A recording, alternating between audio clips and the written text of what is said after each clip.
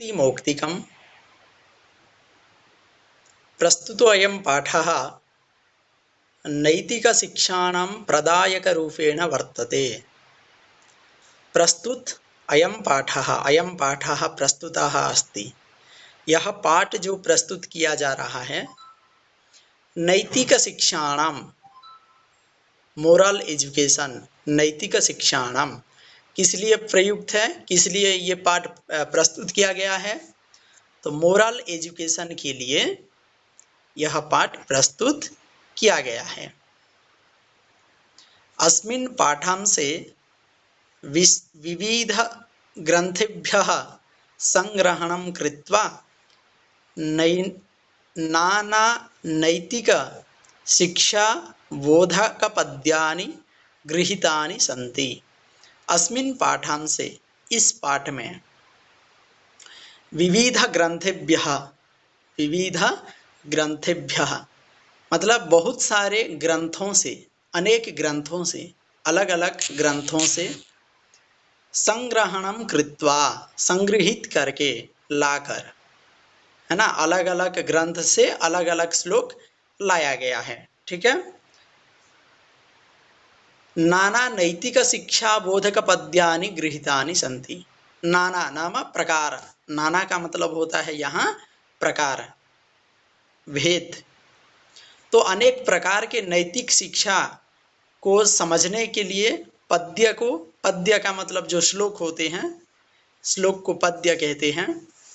तो ऐसे शिक्षा देने वाले श्लोक को संग्रहित किया गया है, स्वीकार किया गया है इस सूक्ति मौक्तिकम पाठ में। अत्र सदाचरणस्य महिमा, प्रियवाण्याः आवश्यकता, परोपकारीणां स्वभावः, गुणार्जनस्य प्रेरणा, मित्रतायाः स्वरूपं, श्रेष्ठसंगतेः प्रशंसा तथा च सत्संगतेः प्रभावः इत्यादीनां विषयाणां निरूपणम् अस्ति। तो इस पाठ में कौन कौन सी शिक्षा हमें मिलेगी, क्या क्या हम सीख पाएंगे इस श्लोकों के द्वारा।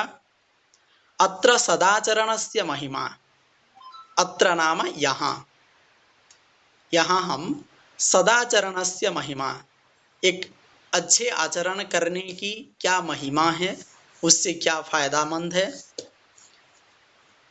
प्रियवाण्याः आवश्यकता, और एक अच्छी वाणी कहने से, अच्छी बोली कहने से क्या लाभ होता है, उसकी आवश्यकता क्या है। परोपकारिणां स्वभावः, और जो लोग परोपकारी होते हैं, दूसरों के उपकार करने वाले जो होते हैं, उनका स्वभाव कैसा होता है, उनका नेचर, उनका कैरेक्टर के बारे में। गुणार्जनस्य प्रेरणा, गुण अर्जनस्य प्रेरणा, गुण का अर्जन करने के लिए प्रेरणा हमें मिलेगी।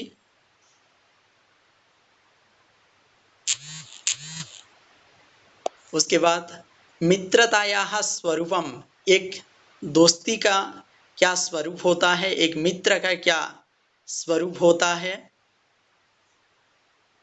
जैसे कि एक दुर्जन के साथ दोस्ती बनाना और एक सज्जन के साथ दोस्ती बनाना, उसमें क्या फर्क होता है, एक दुर्जन का स्वरूप क्या है, एक सज्जन का स्वरूप क्या है।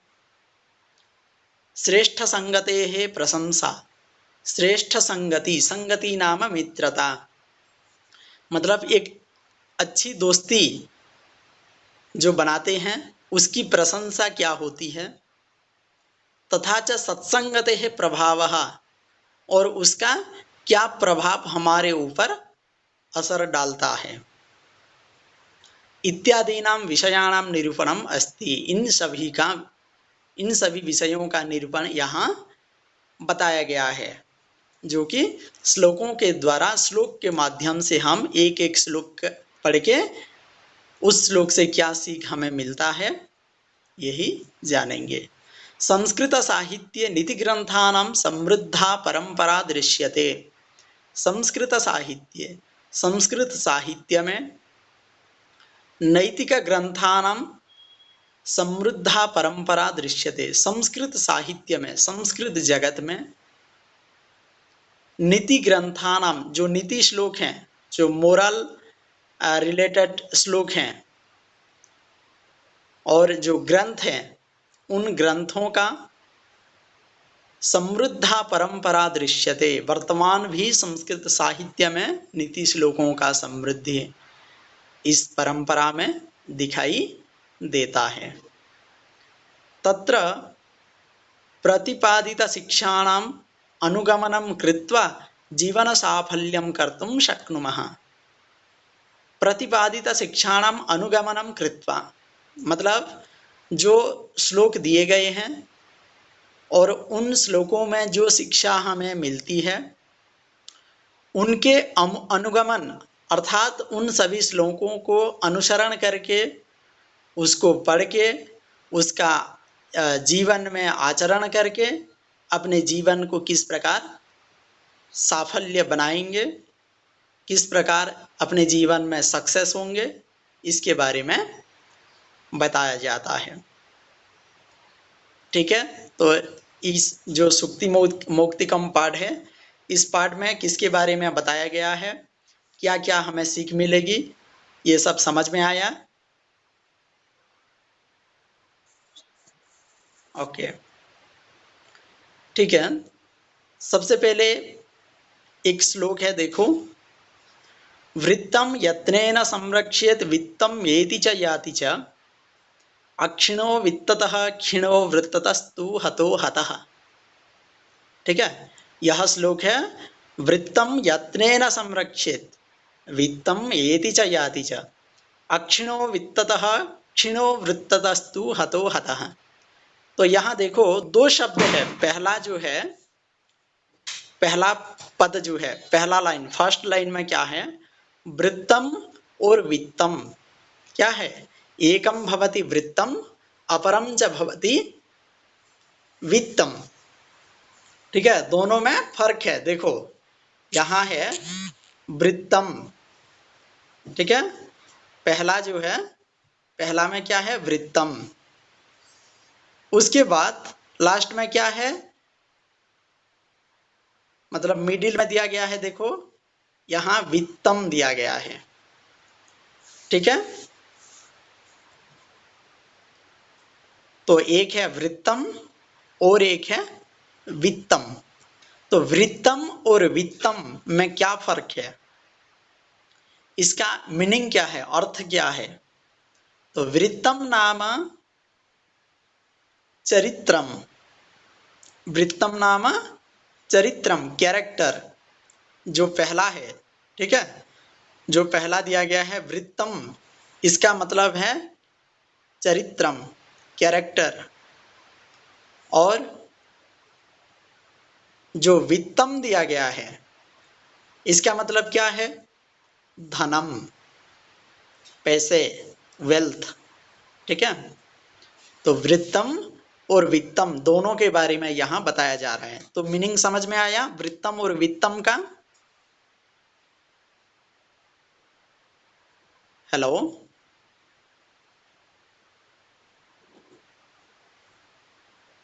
बताओ, जल्दी आगे बढ़ेंगे।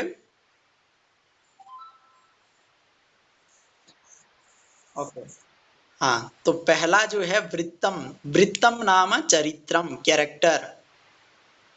और वित्तम का मतलब क्या है? धनम, वेल्थ, पैसे, मनी। ठीक है, तो वृत्तम यत्नेन संरक्षित, सबसे पहले क्या बताया गया है? वृत्तम यत्नेन संरक्षित, वृत्तम नाम चरित्रम। हमारा जो चरित्र है, हमारा जो कैरेक्टर है, उसे क्या करना है? यत्नेन संरक्षित, उस चरित्र को, उस वृत्त को, उस कैरेक्टर को हमें बहुत यत्न के साथ ही सुरक्षित रखना है। ठीक है, केयरफुल्ली उसे रखना है। किसको? हमारा कैरेक्टर को, हमारा चरित्र को। और क्या है नेक्स्ट? वित्तम एति च याति च। क्यों? क्योंकि वित्तम नाम धनम, धन तो ऐसे क्या होता है? एति च याति च, यहाँ जो वित्तम एति च जो दिया गया है, वित्तम प्लस एति, एति का अर्थ है आयाति, एति नाम आयाति, आगच्छति, तो वित्तम आयाति, वित्तम आगच्छति, धन तो हमेशा आता है और क्या होता है, आति च, आयाति च, याति च, याति नाम गच्छति, जाता है, याति गच्छति, जाता है, ठीक है। पैसे तो ऐसे ही आता जाता रहता है, ठीक है। पैसे जो है, जो मनी है, वो हमेशा आता जाता रहता है। आज 1 लाख आया, कल 60,000 70,000 चला गया, फिर 2 लाख आया, उसका फिर 1.5 लाख फिर चला गया, इस प्रकार आता जाता रहता है जो मनी होता है। लेकिन जो वृत्त है, जो कैरेक्टर है, जो चरित्र है, उसे सुरक्षित से हमें केयरफुल्ली उसे रखना चाहिए, क्योंकि वो अगर जो कैरेक्टर एक बार चला गया, जो चरित्र एक बार चला गया, वो फिर दोबारा नहीं लौटेगा। बात समझ में आया?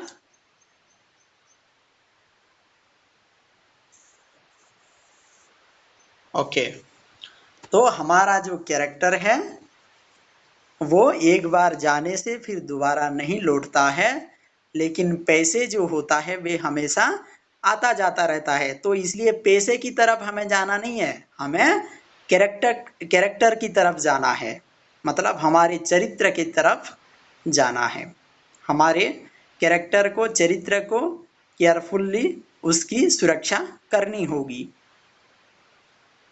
अक्षिणो वित्ततस्तु, वित्ततः, देखो अक्षिणो वित्ततः, वित्ततः नाम किम, वित्त नाम किम, धनम, ठीक है। वित्ततः अक्षिणः, वित्ततः अक्षिणः, क्षिणो वृत्ततस्तु हतो हतः, नाम धन से कुछ चला जाता है तो वहां क्या होता है, अक्षिणः, अक्षिणः नाम कुछ नहीं जाता। अगर 1,000 या 2,000 या 50,000 या फिर 1 लाख चाहे धन चला गया, पैसे चला गया, तो भी उसमें कुछ नहीं गया है, क्योंकि वो आज गया है मतलब कल आएगा, लौटेगा, फिर कमा सकते हैं। लेकिन क्षीणो वृत्ततस्तु हतो हतः, वृत्ततः तु क्षीणः भवति। वृत्ततः नाम किम, जो कैरेक्टर है, उस कैरेक्टर से अगर कुछ चला गया, हमारे चरित्र से कुछ अगर नष्ट हो गया है, तो फिर वो दोबारा नहीं लौटेगा। तो इसलिए हतो हतः मतलब सब कुछ नष्ट हो गया। कहने का मतलब ये हुआ कि हमारा जो चरित्र है, चरित्र की रक्षा बहुत ही सुरक्षित ढंग से उसकी रक्षा करनी है। पैसे तो ऐसे आता जाता रहता है, और पैसे से कुछ चला गया है, कुछ लाख कुछ हजार गया है, तो वो फिर दोबारा आएगा। इसका मतलब उससे कुछ नष्ट नहीं हुआ, लेकिन एक बार अगर हमारा कैरेक्टर में दाग लग गया, निशान पड़ गया, तो वो हमेशा के लिए निशान बनकर ही रहेगा, मतलब सब कुछ नष्ट हो गया। तो इस श्लोक से हमें ये सीख मिलती है कि हम हमारे चरित्र की रक्षा सुरक्षित ढंग से करेंगे, पैसे के पीछे नहीं पड़ेंगे।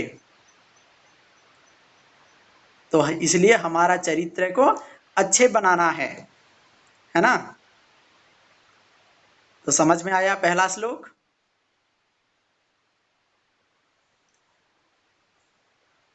Hello, okay. नेक्स्ट, उसके बाद देखो, उसके बाद जो श्लोक है, श्रूयताम धर्म सर्वस्वम श्रुत्वा चैवावधार्यताम आत्मनः प्रतिकूलानि परेषां न समाचरेत्। श्रुत्वा धर्म सर्वस्वम श्रुत्वा चैवावधार्यताम आत्मनः प्रतिकूलानि परेषां न समाचरेत्। श्रूयताम मतलब क्या है, सुनो, श्रूयताम सुनो, धर्म सर्वस्वम, क्या सुनना है?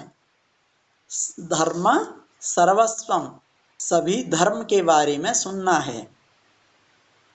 धर्म सर्वस्वम श्रूयताम, सभी धर्म के बारे में सुनो।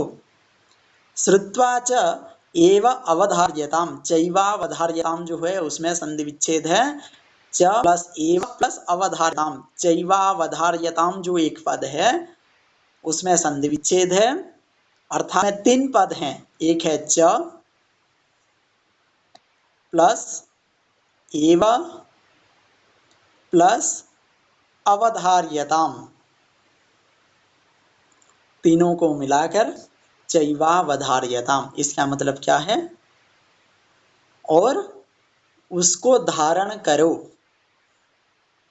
ठीक है, धर्म सर्वस्वम श्रूयताम श्रुत्वा च एव अवधार्यताम, सभी धर्म के बारे में सुनो और उस धर्म का आचरण करो। धर्म अवधार्यताम मतलब उसको अपने व्यवहार में लाना, अवधार्यताम उसको अपने व्यवहार में लाना। जो अपने व्यवहार में लाते हो उसमें फिर क्या होता है, किसको सिखाना है, किसके ऊपर आचरण करना है, और फिर जो खुद के लिए प्रतिकूल हो, एक है अनुकूल और एक है प्रतिकूल। अनुकूल का मतलब जो खुद के लिए सेटिस्फाई होगा वो अनुकूल है, और खुद के लिए जो सेटिस्फाई नहीं होगा, नॉट सेटिस्फाई, वो क्या है? प्रतिकूल है। ठीक है, तो आत्मनः प्रतिकूलानि परेशान न समाचरेत, सभी धर्म के बारे में सुनो, सुनने के बाद उसको आचरण में लाओ। और आत्मनः प्रतिकूलानि, जो अपने के लिए सेटिस्फाई नहीं है या फिर जो अपने के लिए प्रतिकूल है, मतलब प्रतिकूल परिस्थिति है, तो उसको परेशान न समाचरेत, दूसरों के ऊपर उसका आचरण न करे, दूसरों के ऊपर उसका आचरण करना नहीं है। जो खुद के लिए प्रतिकूल हो या फिर जो खुद को अच्छा नहीं लगता हो, तो फिर दूसरों को भी अच्छा नहीं लगेगा। तो इसलिए जो खुद को अच्छा नहीं लगता है वो फिर दूसरों के ऊपर आचरण मत करो। जैसे कि एक उदाहरण है, मान लीजिए आप लोग खेलते हो और खेलते समय कोई आकर धूल झोंक देता है आपके ऊपर। ठीक है, खेलते समय कोई आकर आपके ऊपर धूल झोंक देता है तो आप लोगों को अच्छा नहीं लगेगा। ठीक है, तो इस प्रकार का आचरण फिर तुम या फिर आप लोग जाकर फिर किसी के ऊपर वही बात, मतलब वही कार्य को फिर तुम लोग आचरण करना नहीं है। जो खुद के लिए अच्छा नहीं लगता है, दूसरों को भी अच्छा नहीं लगेगा, बुरा लगेगा, तो इसलिए उसका आचरण नहीं करना है। तो कहने का मतलब ये है कि सभी धर्म के बारे में सुनो और सुनने के बाद उसका आचरण करो, और उसमें से जो खुद को अच्छा लगे उसका आचरण सबके सामने करो, और खुद के लिए जो अच्छा नहीं लगे उसका आचरण किसी के ऊपर भी मत करो। तो समझ में आया श्लोक?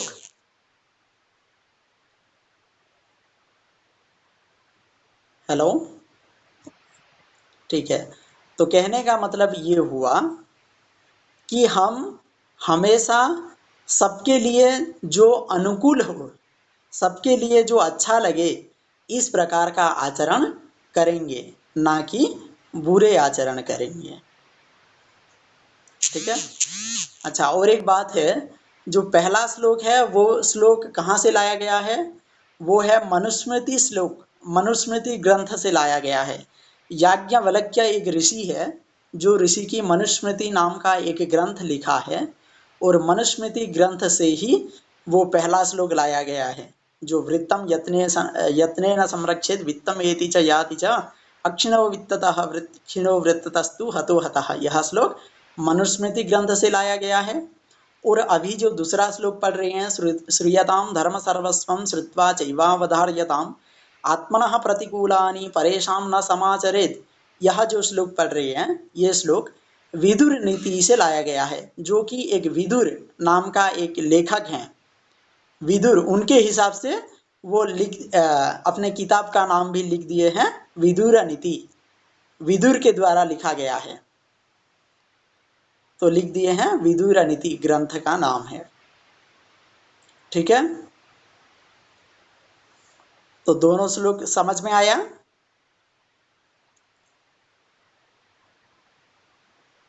हेलो,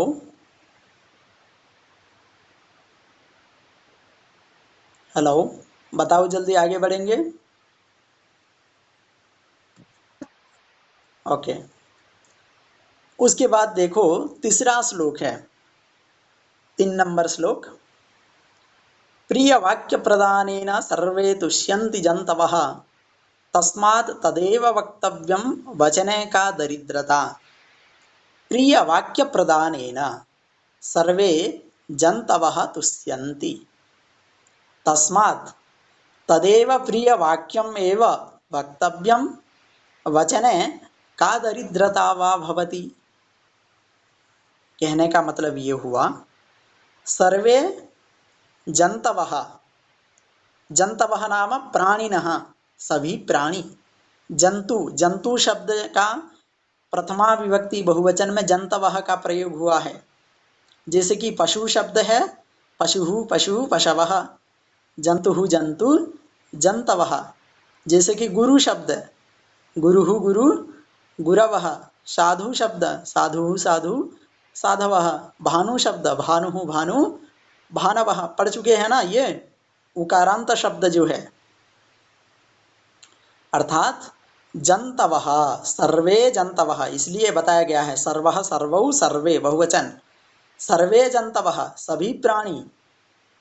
प्रिय वाक्य प्रदानेन तुष्यन्ति, तुष्यन्ति नाम संतुष्टाः भवन्ति, संतुष्ट होते हैं। प्रसन्नाः भवन्ति, आनंदिताः भवन्ति, तुष्यन्ति, संतुष्टाः सन्ति। प्रिय वाक्य प्रदानेन, केन केन संतुष्टाः भवन्ति, किससे संतुष्ट होते हैं, किससे आनंद होते हैं सभी प्राणी। तो प्रिय वाक्य प्रदानेन सर्वे प्राणिनः तुष्यन्ति। प्रिय वाक्य प्रदान करने से, अच्छा मतलब अच्छे वाणी कहने से, प्रिय वाक्य का प्रदान करने से, जो सबके लिए अच्छा लगे, इस प्रकार के वाक्यों का प्रयोग करने से सभी प्राणी संतुष्ट होते हैं, सभी प्राणी खुश होते हैं, प्रसन्न होते हैं, आनंदित होते हैं। तो पहला लाइन समझ में आया, बताओ जल्दी। ओके, नेक्स्ट दूसरा लाइन, तस्मात् तदेव वक्तव्यम वचने का दरिद्रता। तस्मात् इसलिए, तस्मात् नाम इसलिए, तत् एव, तत् नाम किम, तत् प्रियवाक्यमेव, तत् एव प्रियवाक्यमेव, तदेव नाम तत् प्रियवाक्यमेव, उसको ही, तदेव उसको ही, मतलब किसको ही बोलना है, प्रिय वाक्य को ही बोलना है। तस्मात् तदेव वक्तव्यम, इसलिए उसको ही बोलना है, इसलिए उस प्रिय वाक्य को कहना है। वचने का दरिद्रता, बोलने में क्या दरिद्रता का भाव है। ठीक है, प्रिय वाक्य प्रदानेन सर्वे प्राणिनः सर्वे जन्तवः संतुष्टाः सन्ति, आनन्दिताः भवन्ति, प्रसन्नाः सन्ति। तदर्थं तत् प्रियवाक्यमेव वक्तव्यं, तत् प्रियवाक्यमेव कथनीयं। वचने कथने दरिद्रता न भवेत्, बोलने में कहने में दरिद्र नहीं होना चाहिए, है ना।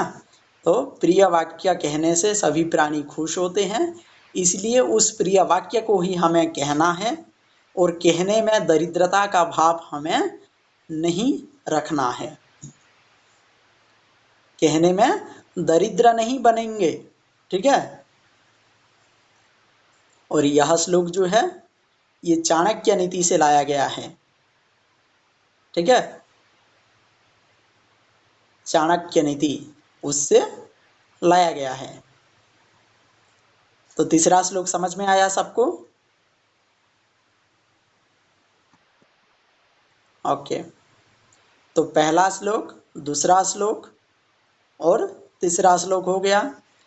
अब देखते हैं एक चौथा श्लोक। चौथा श्लोक में क्या है?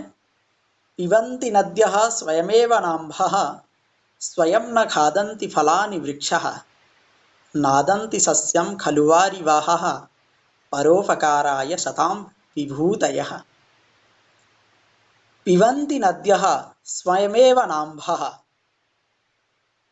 नद्यः स्वयमेव अम्भः न पिबन्ति। नद्यः नाम नदियाँ, नदी शब्द के बहुवचन है ना, नारी नार्यौ नार्यः, नदी नद्यो नद्यः,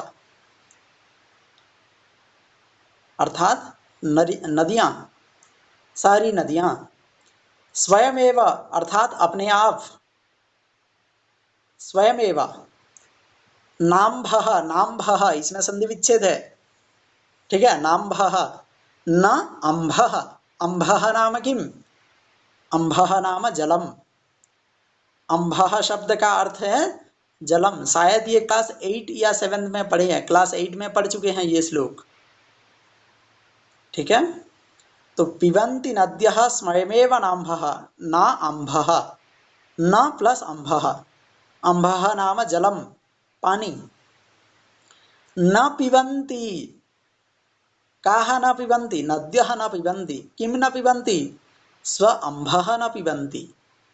नदियाँ अपने जल को नहीं पीते हैं, खुद नहीं पीते हैं, है ना। नदी में क्या बहता है? पानी बहता है, जल बहता है। नदी में क्या होता है? जल, पानी, अम्भः। तो जो नदियाँ हैं वे नदियाँ खुद अपने आप अर्थात अपने जल को, अपने पानी को खुद नहीं पीते हैं। ठीक इसी प्रकार स्वयं न खादन्ति फलानि वृक्षाः, वृक्षाः अपि स्वयं फलानि न खादन्ति, वृक्षाः अपि स्वयं फलानि न खादन्ति। जिस प्रकार नदियाँ अपने जल को, अपने पानी को खुद नहीं पीते हैं, ठीक इसी प्रकार पेड़ अपने फल को खुद नहीं खाते हैं। ठीक है, तो ये 2 लाइन समझ में आया? बताओ जल्दी। ओके, तो जिस प्रकार नदियाँ अपने जल को खुद नहीं पीते हैं, ठीक उसी प्रकार पेड़ अपने फल को खुद नहीं खाते हैं। नादन्ति सस्यम खलु वारिवाहः, इसमें फिर क्या है? नादन्ति, नादन्ति में संधि विच्छेद है, ठीक है। न प्लस अदन्ति, अदन्ति नाम किम? न नाम न नास्ति मा इति, अदन्ति नाम खादन्ति। अदन्ति का मतलब क्या है? अदन्ति का अर्थ है खादन्ति। न अदन्ति, न खादन्ति। तो न अदन्ति का अर्थ क्या हो जाएगा? न खादन्ति, नहीं खाते हैं।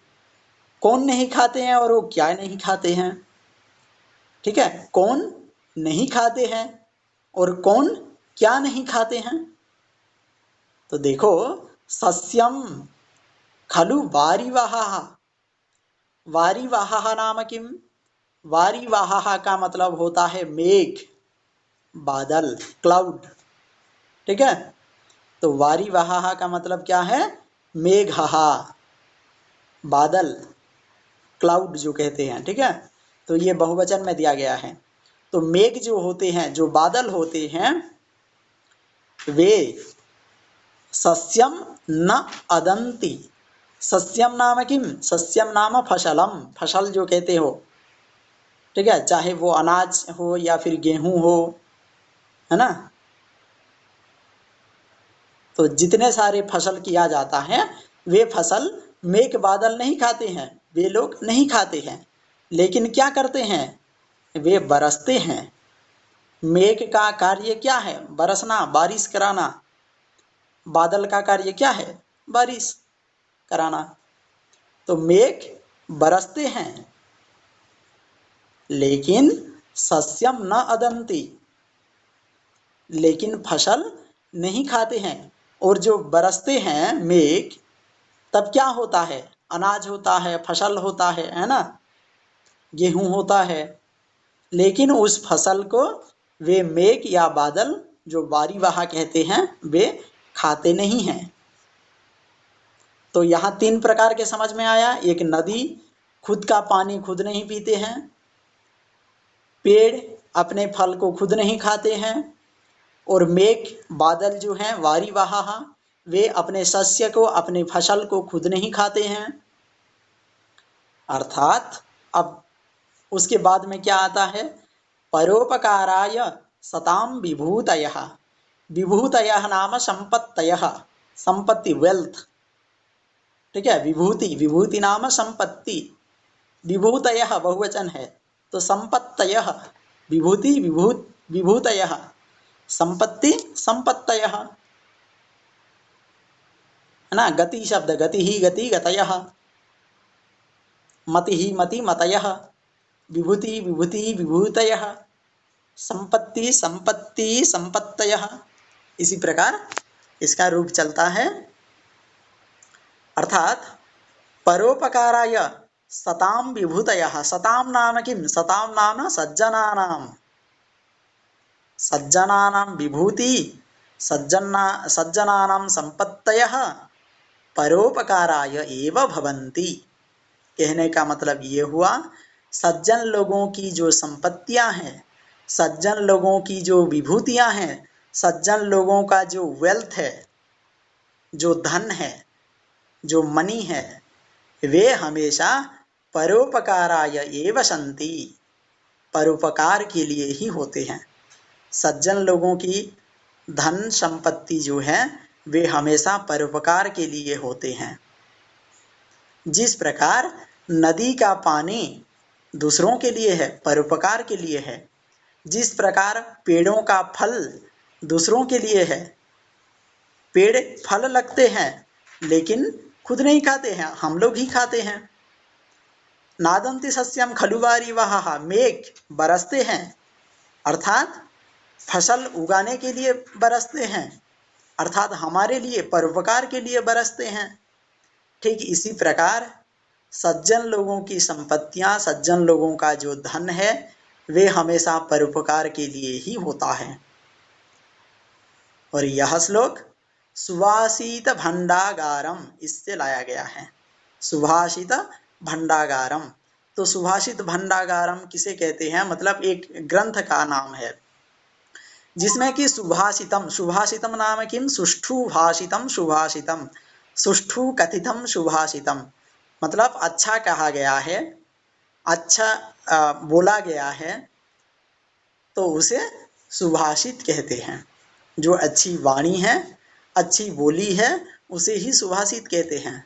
तो उनका जो संकलन किया गया है जिस ग्रंथ में, तो उस ग्रंथ का नाम दिया गया है सुभाषित भंडागारम, और उस ग्रंथ से ही इस श्लोक को लाया गया है। तो ये 4 श्लोक पूरा समझ में आया सबको? बताओ।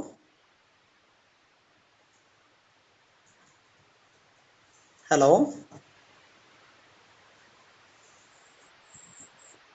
ओके। तो ये 4 श्लोक एक बार पढ़ो और समझने की कोशिश करो, फिर खुद पढ़ के खुद समझ लेना, और अगर समझ में नहीं आया तो फिर दोबारा पूछना, फिर नेक्स्ट क्लास में फिर इसके बारे में चर्चा करेंगे। ठीक है?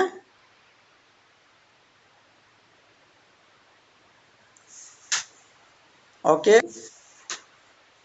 रहते हैं तब तक के लिए, फिर नेक्स्ट क्लास में मिलेंगे। धन्यवाद।